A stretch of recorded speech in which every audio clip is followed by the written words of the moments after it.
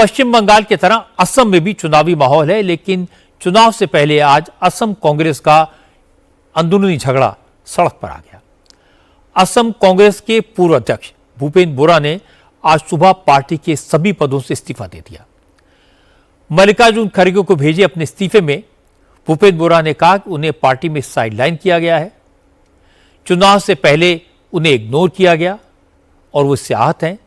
जैसे ही भूपेंद्र बोरा के इस्तीफे की खबर आई तो मुख्यमंत्री हिमंता बिस्वा शर्मा ने कांग्रेस पर जोरदार अटैक किया। हिमंता ने कहा कि कांग्रेस जिस तरह घुसपैठियों को सपोर्ट कर रही है, असम के लोगों के हितों के खिलाफ बोल रही है, उसके बाद कोई भी राष्ट्रवादी नेता कांग्रेस के साथ नहीं रह सकता। हिमंता ने कहा कि भूपेंद्र बोरा आखिरी हिंदू नेता थे जो कांग्रेस में थे। हिमंता ने कहा कि वो कल भूपेंद्र बोरा से मिलने जाएंगे और अगर वो बीजेपी में आते हैं तो उन्हें सेफ सीट से चुनाव लड़वाया जाएगा। He was the last Hindu leader in the Congress party without family background. Bhupen Bora was the last Hindu leader in Assam Congress whose father or mother did not occupy the post of MLA or minister. His resignation carried a symbolic message that in Congress, no one from the normal family can prosper. I welcome the resignation.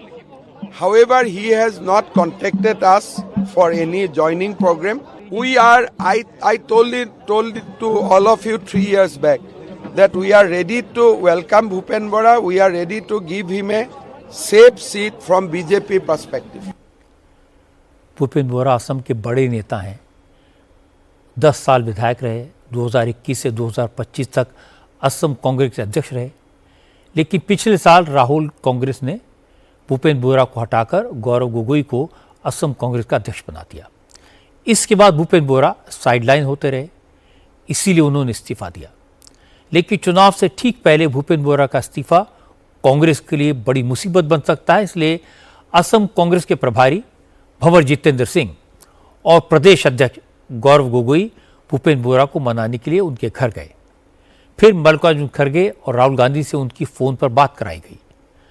खड़गे ने भूपेंद्र बोरा का इस्तीफा नामंजूर कर दिया, उनसे अपने इस्तीफे पर दोबारा विचार करने को कहा। काफी मान मनोबल के बाद भूपेंद्र बोरा भंवर जितेंद्र सिंह और गौरव गोगोई के साथ प्रेस कॉन्फ्रेंस में शामिल हुए। उन्होंने कहा कि कांग्रेस अध्यक्ष रिक्वेस्ट पर वो अपने फैसले पर दोबारा विचार करेंगे, 24 घंटे के बाद तय करेंगे उन्हें क्या करना है। भंवर जितेंद्र सिंह ने कहा कि भूपेंद्र बोरा की नस नस में कांग्रेस है और वो कांग्रेस में ही रहेंगे और चुनाव में कांग्रेस के अभियान को लीड करेंगे।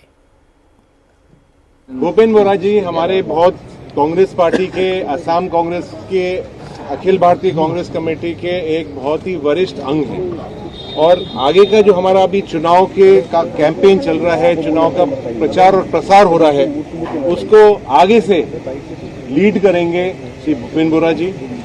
और हमारे उनके हर नस के अंदर कांग्रेस का खून दौड़ता है, डीएनए दौड़ता है। इसलिए जो भी कोई बातें जो भी कर रहा है, जो भी कोई अफवाहें जो उड़ा रहा है, वो सारी झूठी है।